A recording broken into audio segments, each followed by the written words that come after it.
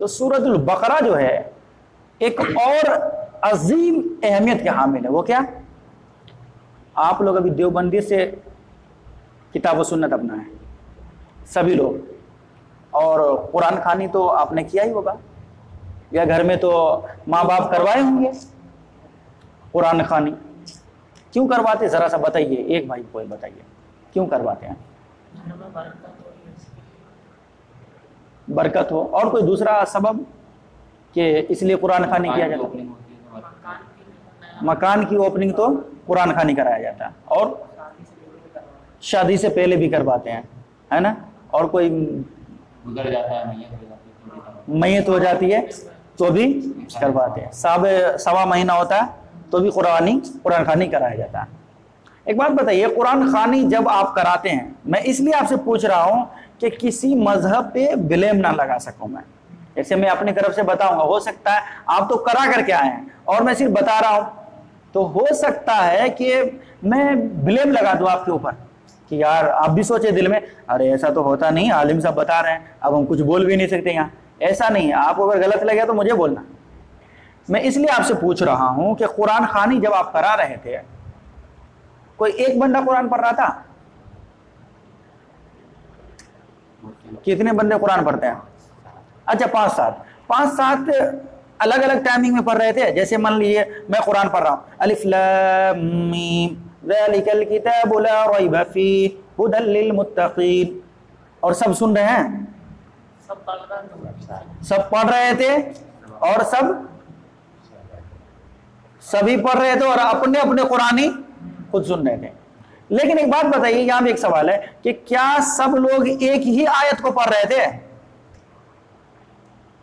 जैसे सूरतुल बकरा हमने शुरू किया, आपने भी वही पढ़ा, आपने भी वही पढ़ा, आपने भी, सारे लोग यहां सूरतुल बकरा ही पढ़ रहे हैं। तो एक बात मालूम होती है कि चलो भाई, ये पांचों लोग मिल करके, 6, 7, 8 जो भी हैं, ये सब मिल करके एक ही आयत की तिलावत कर रहे हैं, और हम यहां बैठ के सुन रहे हैं, हम यहां बैठ के सुन रहे हैं। तो ऐसा कभी हुआ है? कोई बंदा पहला पारा पढ़ रहा होगा, कोई दूसरा पारा, कोई तीसरा पारा, कोई छठा पारा, यानी अलग अलग मुख्तलिफ पारे पढ़े जा रहे थे। अब ये मैं सवाल करता हूं, आपसे भी करूंगा और उन लोगों से भी करना चाहता हूं। वो क्या? कुरान मजीद की ये आयत पेश करते हैं जहां वो कुरान मजीद की आयत फिट ही नहीं होती है। वइदा कुरिअल कुरआन फस्तमिउ लहू, कि कुरान पढ़ा जाए तो तुम खामोशी से सुनो, कुरान पढ़ा जाए तो खामोशी से सुनो। अब इसको ये फिट कहां करते हैं कि भाई नमाज में जब इमाम साहब कुरान पढ़े तो तुम लोग खामोशी से सुनो। क्यों? इसलिए कि इस आयत का गलत मतलब इसके इमाम ने ही समझा है, और ये इमाम के पीछे चलने वाले हैं तो इमाम की बात मानेंगे। तो इनके इमाम ने कहा कि भाई देखो, सूरतुल फातिहा जो है आप लोगों के लिए, मुक्तदी के लिए पढ़ना जरूरी नहीं है, तो इसलिए इस आयत का गलत मतलब वो यहां अपनों को समझाते हैं। और मैं आपको यहां पूछना चाहता हूं और समझाना भी चाहता हूं कि कुरान मजीद जो है यहां अलग अलग पारे पढ़े जा रहे हैं, और कुरान मजीद की ये आयत बता रही है कि जब कुरान मजीद पढ़ा जाए तो आप खामोशी से सुनो।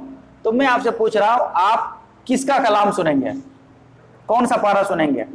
वो भी पढ़ रहा एक ही टाइम में, सब एक ही टाइम में पढ़ रहे हैं, टाइमिंग एक ही है, और अलग अलग पारे पढ़े जा रहे हैं। आप किस पारे को सुनना चाहते हैं?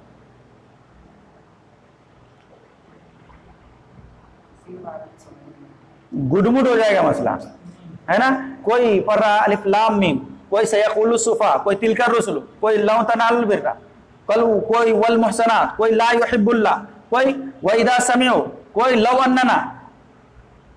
ये तमाम पारे के शुरू के मैंने आयतें पढ़ी आपके सामने। तो आप किस पारे की किस आयत को सुनना चाहते हैं?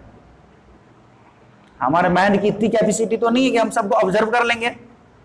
और कुरान की यहां इस आयत की मुखालफत हो रही है, नहीं हो रही है कि जब कुरान पढ़ा जाए तो खामोशी से सुनो? पहली बात तो मैं कह रहा हूं कि ये लोग सुनते ही नहीं है। जिसके घर में भी कुरान खानी हो, कोई बैठ के सुनता है क्या? नहीं सुनता। कुरान कह रहा है कि कुरान पढ़ा जाए तो सुनो, तो सबसे पहली मुखालफत ये खुद करते हैं कि कुरान पढ़ाने वाले को बुला लेते हैं और कुरान बैठ के नहीं सुनते। दूसरी बात क्या है कि ये कुरान मजीद जो है समझने वाली किताब है, सब अलग अलग पारे पढ़ रहे हैं, क्या बात आपको समझ में आएगी? छोटी सी बात मैं दुनिया की मिसाल दे दूं। मैं कोई एक सवाल आपको करता हूं कि भाई साहब आप बताइए, आपने देवबंदियत को क्यों छोड़ा? और मैंने आपसे सवाल किया कि देवबंदियत को आपने क्यों छोड़ा, और आप यहां पांचों बंदे, छह बंदे, जितने भी यहां लोग हैं, सब एक ही मर्तबे में जवाब देना शुरू करें हमको। आप भी बोले मैंने इसलिए छोड़ा कि भाई वो सही चीज नहीं थी, उसने भी कहा, उसने भी कहा, उसने कहा भी, सारे लोग, और अपने अपने जो मतलब उनके अंदर क्या कमी थी उन कमियों को बयान करने लगे आप। जैसे आपको मान लीजिए, आपको मैंने पूछा तो आपने कहा कि देखो ज़ईफ़ हदीस को छोड़ देना चाहिए और हमको लगा कि सही हदीस पे अमल करना चाहिए, इसलिए मैं किताब और सुन्नत का मनहज अपना लिया। आपने कहा भाई देखो हमें इमाम की तकलीद प्यारी नहीं लगती, सबसे बड़े इमाम मोहम्मद रसूलुल्लाह सल्लल्लाहु अलैहि वसल्लम, उनकी इत्तिबा करनी चाहिए। आपने कहा साहब देखो कि वो लोग सुन्नत पे नमाज नहीं पढ़ते हैं, इसलिए मुझे पता चला कि भाई ऐसी नमाज जो सुन्नत पे अदा ना हो अल्लाह कबूल ही नहीं करे। आपने कहा कि भाई आलिम साहब इसलिए मैंने मतलब देवबंदियत को छोड़ा है कि देखो यार उधर गुलू बहुत ज्यादा होता है। अब इस भाई ने कहा कि देखो यार मैं तो आप लोगों को देख करके मतलब सही चीज को अपनाया हूं, और ये सारे लोग अलग अलग बातें करो और एक ही मतलब में करें, हम किन की बात सुनेंगे?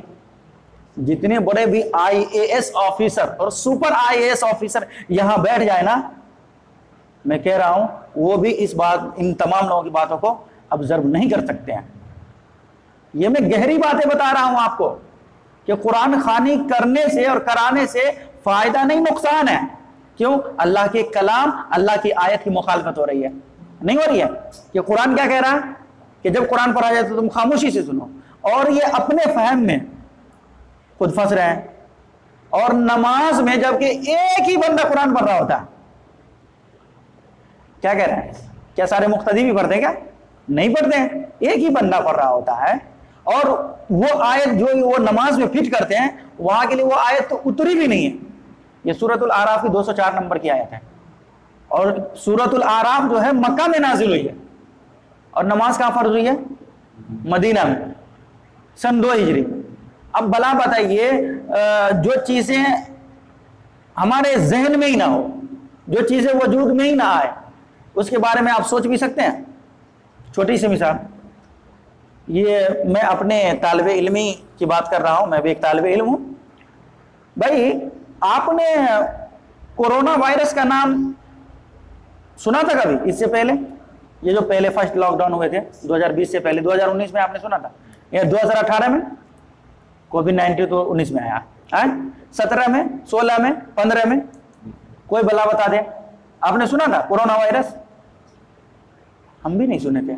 और उससे खतरनाक चीज, मैं लॉकडाउन जो है ये मैं पहली मर्तबा सुना। मैं कहा लॉकडाउन क्या होता, मतलब मेरे जहन के बाहर की बात थी ये।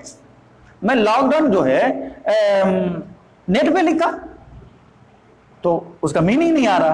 हम बोले यार लॉकडाउन क्या होता, और मुझे शर्म भी आ रही थी। अगर किसी को पूछूंगा, मैं किसी से नहीं पूछता, अपने दोस्त से पूछता हूँ, तो मैं बोलूंगा यार अगर पूछूंगा तो बोलेगा यार कैसा बंदा, ये भी नहीं जानता। तो जो है अल्लाह के करम से मोबाइल में ही आ गया, यूट्यूब पे है वो पूरे शटर गिरे हुए, और उसके बाद लिखा हो उसके ऊपर लॉकडाउन। हमने कहा मतलब क्या लॉकडाउन है ना, डाउन का मतलब नीचे, लॉक का मतलब बंद। हमने कहा अच्छा इस माने में लॉकडाउन है ना। तो ये बात तो हमें समझ में आ गई भाई, ये बात तो एक समझ में भी आती है कि भाई लॉकडाउन हम कब समझे, जब वो चीजें वजूद में कोरोना वायरस आ गई तब हम समझे, और जो चीजें वजूद में ही नहीं आई थी तो भला उसके बारे में आप कैसे सोच सकते हैं। तो मदीने में नमाज फर्ज हो रही है और मक्के में ये आयत नाजिल हो रही है, तो भला वो नमाज में कैसे फिट हो सकती है? भला बताएं, हो सकती है फिट? अगर मान लीजिए अगर वो आयत नमाज में फिट हो जाती तो इनके बकौल कि भाई चारों इमामों में से एक इमाम की पैरवी करना लाजिम है। ऐसा लग रहा है कि अगर कोई इमाम की पैरवी ना करे तो वो तो मुसलमान ही नहीं हुआ इनके फहम में। मैं ईमानदारी से पूछना चाहता हूं, इमाम अबू हनीफा के अलावा इमाम मालिक का फतवा है कि जो सूरतुल फातिहा ना पढ़े उसकी नमाज नहीं होती। इमाम शाफई का फतवा है कि जो सूरतुल फातिहा ना पढ़े उसकी नमाज नहीं होती। इमाम अहमद इब्न हंबल का फतवा, जो सूरतुल फातिहा नमाज में ना पढ़े उसकी नमाज नहीं होती। इमाम औज़ाई का और इमाम इसहाक इब्न रावह का, इन तमाम अइम्मों का फतवा क्या है, सूरतुल फातिहा अगर कोई नहीं पढ़े तो नमाज नहीं होगी। अब मैं आपको पूछना चाह रहा हूं कि इस आयत का मतलब सिर्फ एक आदमी सही समझ रहा है, ये सारे के सारे लोग गलत समझ रहे हैं? जबकि ये खुद कह रहे हैं कि चारों अइम्मों में से किसी एक इमाम की तकलीद जरूरी है। तो चार कौन इमाम है? इमाम अबू हनीफा, इमाम मालिक, इमाम शाफी और इमाम अहमद इब्न हंबल।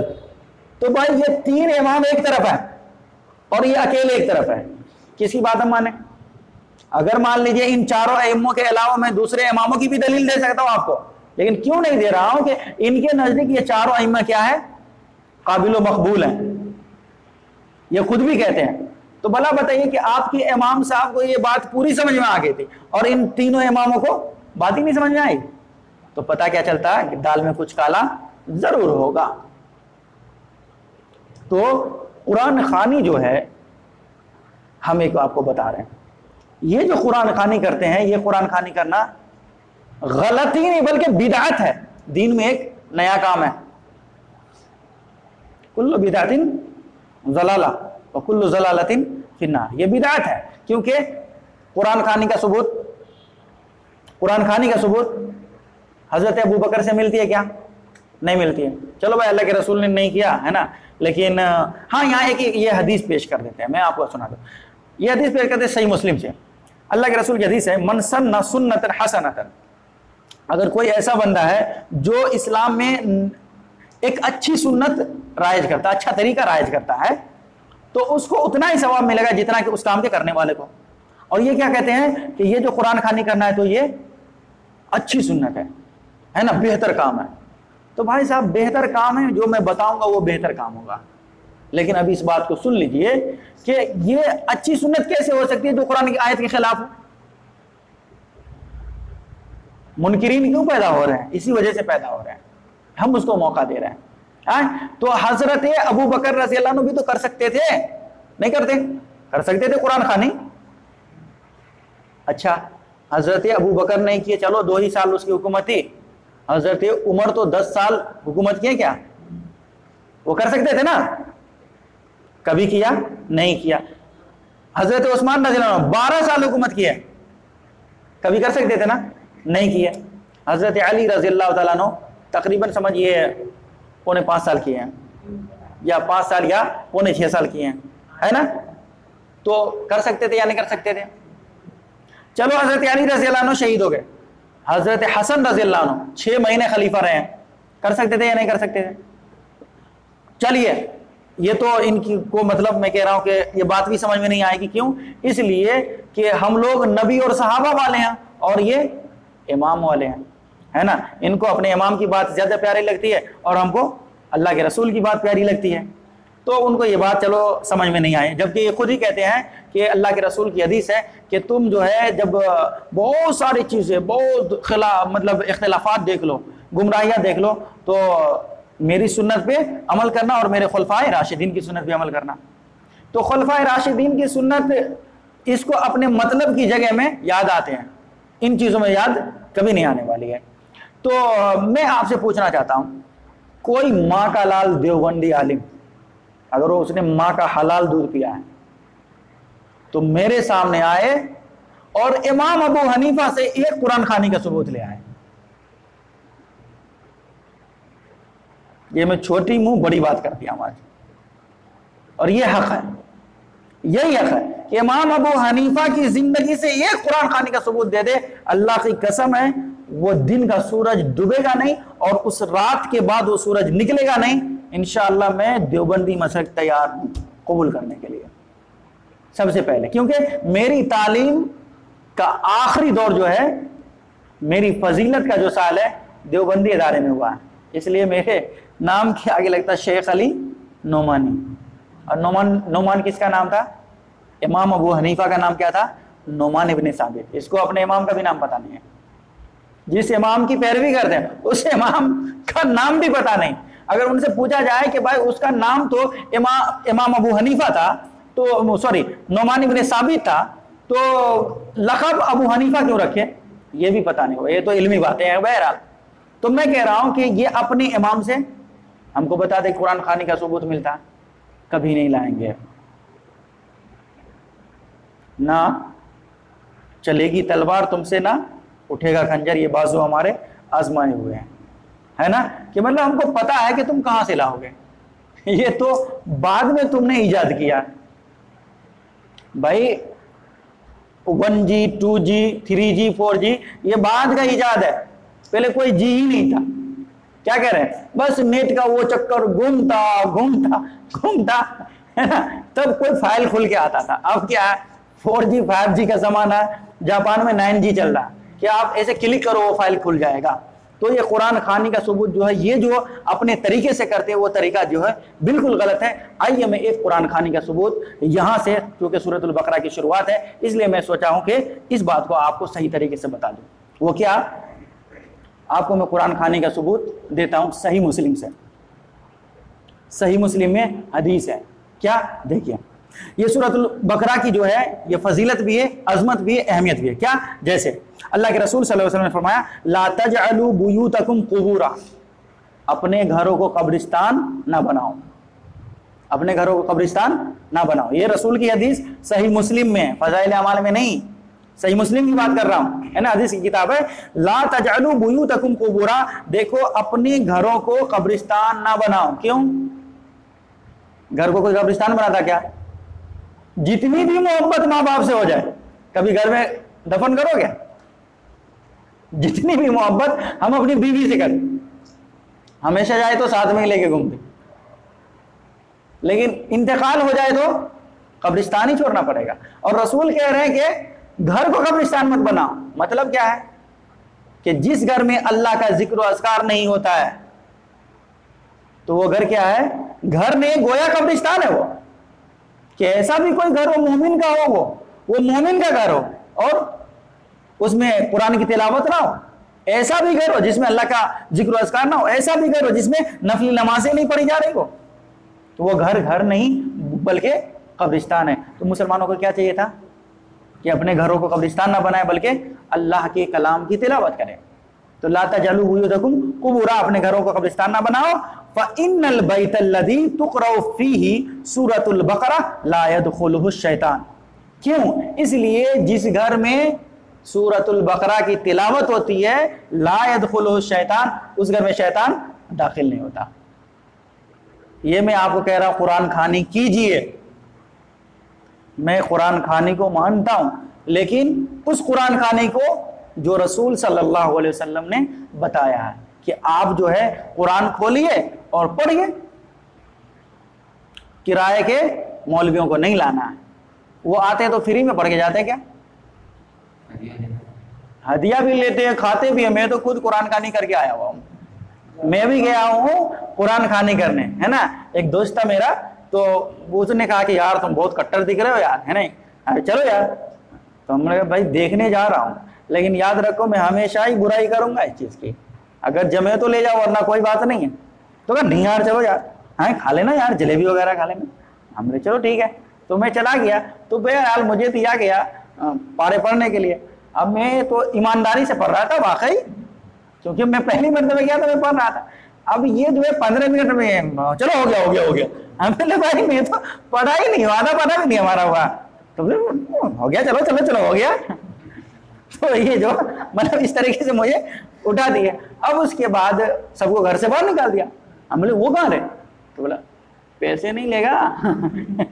तो बोले अच्छा पैसे भी, वाह। तो नाश्ता भी करवाए थे अल्हम्दुलिल्लाह उस भाई ने, और मतलब ऐसे ऑटो चलाने वाला भाई दिख रहा था वो, और घर में मतलब करवाया था, है ना। तो मैं बोला यार क्या यार, गरीब इंसान है, चलो। तो नहीं 200-250 तो हो जाएगा, कम से कम 500 नहीं देगा तो 200-250 तो हो जाएगा। तो पैसे लेकर के घर आए। तो देखिए अब ये ऐसी कुरान खानी है जिसमें 1 रुपया आपका खर्च नहीं होगा, बल्कि घर में बरकत आएगी, घर से बरकत जाएगी नहीं। वो घर से बरकत लेके जा रहे हैं, घर में बरकत नहीं ला रहे हैं। उस घर में, जिस घर में सूरतुल बकरा पढ़ी जाती है, तो उस घर में शैतान दाखिल नहीं होगा, और जिस घर में शैतान दाखिल नहीं होगा, अल्लाह का जिक्र अज़कार होगा तो घर में इतनी बरकतें होंगी, आप बरकतों को रख नहीं पाएंगे, संभाल नहीं पाएंगे। तो आप अल्लाह के कलाम को पढ़िए। पढ़ना नहीं आ रहा, मोबाइल है, यूट्यूब खोलिए, सूरतुल बकरा लिखिए, और अगर स्पीकर वगैरह हो तो लगा दीजिए, मोबाइल में ही बजा के छोड़ दीजिए और सुनिए, गौर से सुनिए। जरूरी नहीं है 10 बंदों को यहां लाने की।